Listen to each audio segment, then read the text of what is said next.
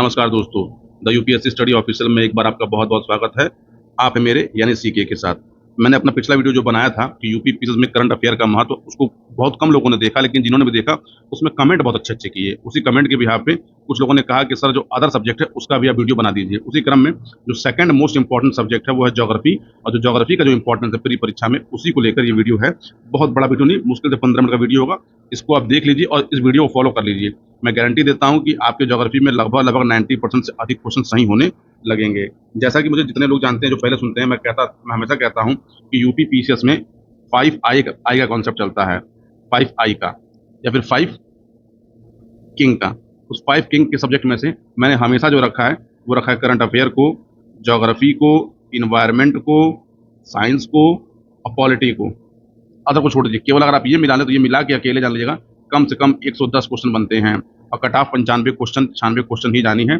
आप cut off बड़े आराम से पार कर सकते हैं। दूसरी महत्वपूर्ण बात यह है कि देखिए, आप कितने पढ़े लिखे हों, कितने सीधा कोई मैटर नहीं करता। यदि आप प्री परीक्षा ही पास नहीं कर पाते तो यकीन मानिए आप लड़ाई में हैं ही नहीं, और आप 1 साल नहीं 2 साल पीछे चले जाएंगे। यानी प्री फेल होने का मतलब है कि आप 2 साल बैक हो रहे हैं, मतलब 2 ईयर आपकी कहानी खत्म हो जा रही है।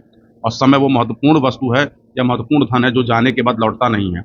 इसलिए मैं कह रहा हूँ कि आप किसी के भरोसे मत बैठिए, अपने भरोसे बैठिए, तैयारी करिए, कोचिंग के चक्कर मत पड़िए, यूट्यूब की दुनिया मत पड़िए। ठीक, हालाँकि आप भी मुझे यूट्यूब पे ही सुन रहे हैं, लेकिन यूट्यूब पे कम से कम सुनिए, सिलेक्टेड चीज़ों को सुनिए और सिलेक्टेड चीज़ों को पढ़िए, तो आपकी प्री की राहें आसान हो जाएँगी। चलिए, ये लेक्चर था आपके लिए। अब आते हैं अपने सब्जेक्ट के ऊपर। देखिए, एक मैंने आपके सामने एक चार्ट रखा हुआ है। देखिए, ज्योग्राफी हमसे जो पूछी जाती है वो 2 पार्ट में पूछी जाती है। एक पूछी जाती है इंडियन ज्योग्राफी, दूसरी वर्ल्ड ज्योग्राफी। अब इसका आप इम्पोर्टेंस समझिए। देखिए, वर्ष 2016 में इंडियन ज्योग्राफी से आयोग ने हमसे पूछा 14 क्वेश्चन, और वर्ल्ड ज्योग्राफी से पूछा हमसे 9 क्वेश्चन। वहीं 17 में हमसे इन्होंने पूछा इंडियन ज्योग्राफी से 13 क्वेश्चन, वर्ल्ड ज्योग्राफी से 9 क्वेश्चन। 18 में इंडियन से 10 और वर्ल्ड से 11। 19 में ये आंकड़ा 13 और 11 हो गया। वहीं 2020 में आंकड़ा ये 9 और 11 हो गया। 21 में 9 और 11 ही था। 22 में भी 10 और 16 है, और 23 में 12 और 9 है। आप लोगों को लग रहा होगा, देखिए, इसमें मैंने केवल और केवल जो प्योर ज्योग्राफी के क्वेश्चन हैं, मैंने वही रखा है। मतलब जहाँ पे ज्योग्राफी ही ज्योग्राफी और कुछ नहीं है। अगर मैं अदर को जोड़ दूँ तो ये संख्या जान लीजिएगा बहुत बढ़ जाएगी। अगर हम एक मोटा-मोटी अनुमान ले लें तो हमसे जो ज्योग्राफी के क्वेश्चन है, हर साल 25 से 30 प्रश्न पूछे जाते हैं। मतलब हमसे इतने प्रश्न हर साल पूछे जा रहे हैं।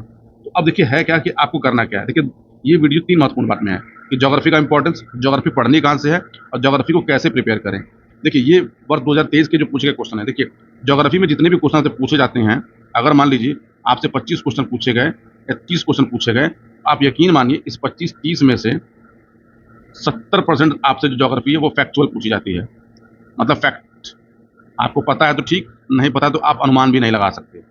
जैसे मैं आपको क्वेश्चन भी दिखाता हूँ, आप उसको देखिएगा। जैसे देखिए, ये क्वेश्चन है।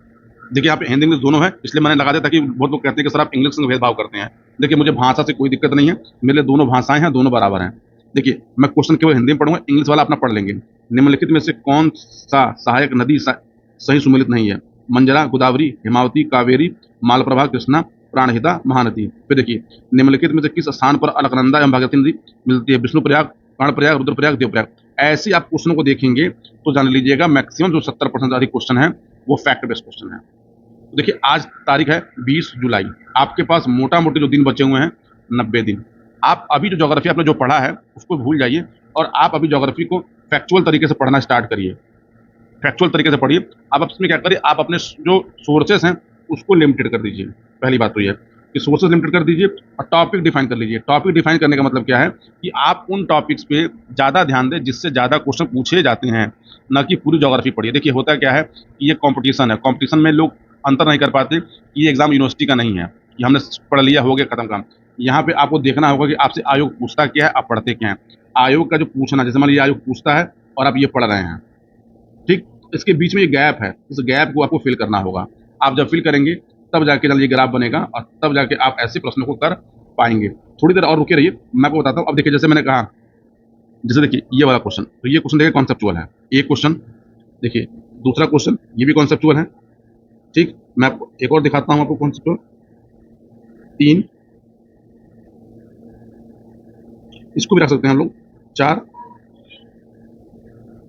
5, 5। देखिए 25 पूछे गए थे, 25 में से केवल 5 ही कॉन्सेप्चुअल थे और 20 हमारे पास फैक्चुअल थे। अमूमन बच्चे करते क्या है कि वो कॉन्सेप्चुअल के चक्कर में फैक्चुअल नॉलेज को भूल जाते हैं। देखिए आपकी परीक्षा फैक्चुअल वाली हो रही है, फैक्चुअल का मतलब एकदम फैक्चुअल नहीं है, यानी आप यहाँ पे फैक्ट प्लस कॉन्सेप्ट, आप 2 तीर लगाइए, आपका निशाना हमेशा सीधा लगेगा, यानी ये पूरी रणनीति है। अब चलिए आपको मैं दिखाता हूँ ये तो थे टाइप्स ऑफ क्वेश्चन। देखिए सोर्स क्या है, देखिए सोर्स करने का मतलब क्या है कि या तो आप घटना चक्र जो आती है ज्योग्राफी पूर्वावलोकन की, आप पूरी की पूरी वो लगा लीजिए, ढंग से लगा लीजिए। अगर आप ये नहीं करना चाहते, क्योंकि 800 पेज की लगभग किताब है, हालांकि ऐसे करना चाहिए, आप एक काम करिए, मेरे कुछ नोट्स हैं उसको ले लीजिए और मैप, अगर आपने इन दोनों को मिला लिया तो मैं दावा देता हूं कि आप 80 से 90% क्वेश्चन ज्योग्राफी में सही करके चले जाएंगे। लेकिन ये बहुत टफ है और strictly my notes plus map. और 27 अक्टूबर जो पेपर हो जाएगा, तो पेपर होने के बाद मैं आपको एक एक क्वेश्चन उस नोट से और मैप से दिखा दूंगा, क्योंकि मैं इसकी वीडियो अपलोड भी कर दूंगा, ताकि आप ये नहीं कहेंगे कि सर आपने क्या किया है, ये पेपर आ गया, पेपर आने के बाद अपने नोट्स बनाई और फिर आप मैप को दिखाना चाहते हैं। अगर आपकी पढ़ने की स्पीड ठीक ठाक है तो 11th एनसीईआरटी में एक चैप्टर है फिजिकल इंडिया, आप इसको पढ़ लीजिएगा। देखिए आपसे पूछे क्या जाता है क्वेश्चन, देखिए आपसे क्वेश्चन जान लीजिए जो पूछा जाता है। देखिए भारत के सामान्य परिचय, मतलब भारत की सीमाएं, भारत के स्थलखंड, भारत के विस्तार, ये सबसे हमेशा आपको एक क्वेश्चन मिलेगा मिलेगा। नदियों से जान लीजिएगा, हमेशा आपको 2 या 3 प्रश्न मिल जाते हैं। झीलें, पर्वत और डैम्स, इन तीनों से आपको कम से कम 3 प्रश्न मिलेंगे। खनिज महत्वपूर्ण टॉपिक है, आपको 1 या 2 मिलेगा। इंडस्ट्री लोकेशन से आपको क्वेश्चन मिलते हैं। मिट्टी से आपको हमेशा क्वेश्चन मिलेगा और एक क्वेश्चन मानसून से मिलेगा। मतलब केवल और केवल अगर ध्यान से देखें 1 2 3 4 5 6 7, अगर ये 7 टॉपिक करते हैं और इंडियन ज्योग्राफी के अगर 12 क्वेश्चन आते हैं, इस 12 में से 8 से 9 क्वेश्चन आपको केवल केवल इन 7 टॉपिक से मिल जाएंगे। यानी ये समझिए इसका महत्व क्या है। अब है क्या कि इसको प्रिपेयर कैसे करना है। तो देखिए कल संडे है, कल 21 तारीख है, मैं प्रयास करूंगा कि अगले 15 दिन में मैं आपको ज्योग्राफी तैयार करा दूं। देखिए मेरा स्टाइल क्या होगा, अभी आपको मैं जब बता लेता हूं तो आगे बताता हूं। अब आते हैं हम लोग वर्ल्ड ज्योग्राफी में। देखिए वर्ल्ड ज्योग्राफी में टोटल 7 कॉन्टिनेंट है, 7 में से केवल आपको 5 पढ़ने होते हैं, क्योंकि 2 पढ़ने की जरूरत ही नहीं पड़ती। दूसरा इक्वेटर, ट्रॉपिक ऑफ कैंसर और जो लाइनें हैं, आप मैप लीजिए, मैप में लाइनें कहाँ कहाँ से पास होती हैं, क्या क्या इनकी महत्वपूर्ण बिंदु हैं, ये करिए, आपको हमेशा यहाँ से क्वेश्चन मिलता है। महत्वपूर्ण मिनरल, यानी कौन सा मिनरल कहाँ है, उनकी खाने कौन कौन सी हैं, किस देश में पाए जाते हैं, अगर आप देखेंगे तो ये क्वेश्चन हमेशा आपको आयोग देगा मिलाने के लिए, या फिर आपसे फैक्चुअल पूछ लेगा। इंडस्ट्री की लोकेशन आपसे हमेशा क्वेश्चन पूछेगा। देखिए अगर आपको मेरी बात यकीन नहीं आ रहा, पेपर उठाइए, पेपर में देखिए। दूसरा ओशियन करंट और लोकल विंड, हर साल यहाँ से एक और लोकल विंड से एक क्वेश्चन आने हैं। ग्रासलैंड, अगर आप उठा के पेपर देख लीजिए, तो ओशियन करंट से, लोकल विंड से, ग्रासलैंड से आज तक आयोग ने पेपर ही नहीं बनाया है। और नदियाँ, चलिए ये तो थे इंपॉर्टेंट टॉपिक। अब है मैं आपके लिए क्या कर सकता हूँ और आप मेरे लिए क्या कर सकते हैं। देखिए पहले मैं अपनी बात करता हूँ। मेरे पास कुछ फैक्चुअल नोट्स हैं जो प्रिंटेड फॉर्म में हैं और कुछ रिटन फॉर्म में हैं। तो मेरा एक प्रयास है कि जो फैक्चुअल नॉलेज है उसको मैं आपको कल से 15-15 मिनट की वीडियो बना के दे दूं।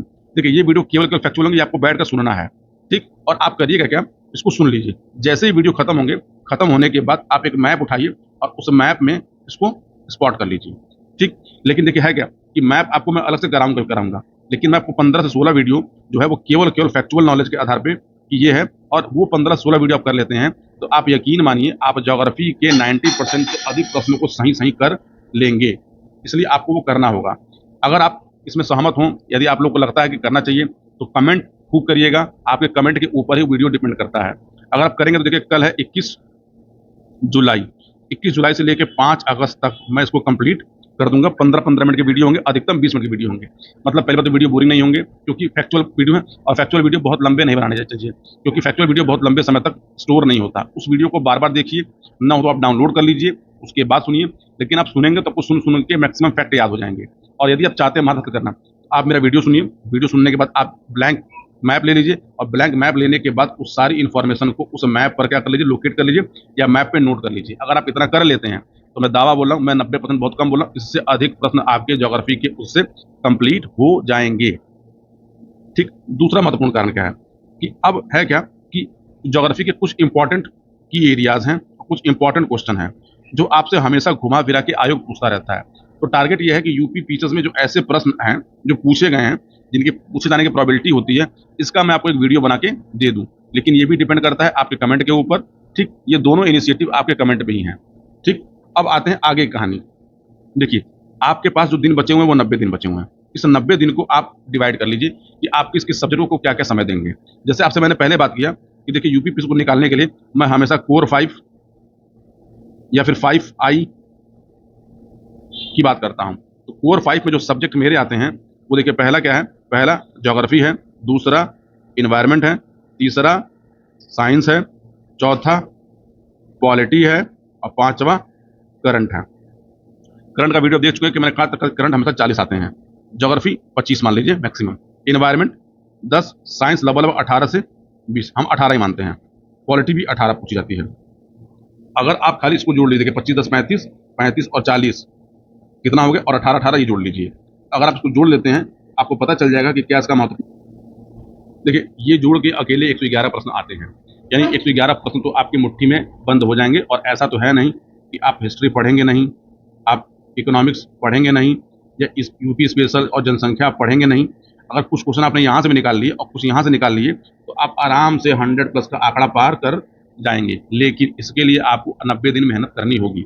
अब इस 90 दिन को आप डिवाइड कर लीजिए। अगर आपसे डिवाइड नहीं हो पा रहा है, किस सब्जेक्ट को कितना टाइम देना चाहिए, किसको कितना नहीं देना चाहिए, आप मुझसे बताइएगा तो मैं आपको 90 दिन का और किस किस सब्जेक्ट का कितने कितने दिन का डे प्लान होना चाहिए, कैसा होना चाहिए, मैं इसका वीडियो भी बना के आपको दे दूंगा। दूसरी बात, जो लोग चैनल पर नए आए हैं वो एक बात जान लें, ये चैनल केवल और केवल यूपी पीसीएस की परीक्षाओं, वो चाहे यूपी पीसीएस की प्री परीक्षा हो, मेंस परीक्षा हो या आरओ की परीक्षा, उसी के लिए डेडिकेटेड चैनल है और अन्य चैनल पे कोई बातें नहीं होती। यूपी पीसीएस की जो जॉब प्रोफाइल वाले जो वीडियो है उसको आप लोग देख रहे हैं और उसको जो रिस्पांस दे रहे हैं उसके लिए आप लोग को बहुत बहुत धन्यवाद। देखिए मैं जितनी मेहनत से वीडियो बनाता हूँ आप उतनी मेहनत से वीडियो देखते भी हैं, क्योंकि देखिए बनाना और जो सुनने वाला उसको धैर्य रख के सुनता है, उसके लिए बहुत बहुत आपको धन्यवाद। हिमांशु जी ने जो कल कमेंट किया, हिमांशु जी मैं आपको सैल्यूट करता हूँ कि अपने आप को इस रूप में कैरी ऑन करना और अपने आप को तैयार करना, ये एक बहादुरी का कार्य है। कल आपके कमेंट का मैंने रिप्लाई भी किया था कि आप जमकर तैयारी करिए, जी जान से तैयारी करिए, मुझसे तथा मेरे चैनल से जो भी हो सकता है आपके लिए मैं वो हर संभव प्रयास करने का प्रयास करूंगा। तो देखिए है क्या कि हमें अपनी हिम्मत नहीं छोड़नी है।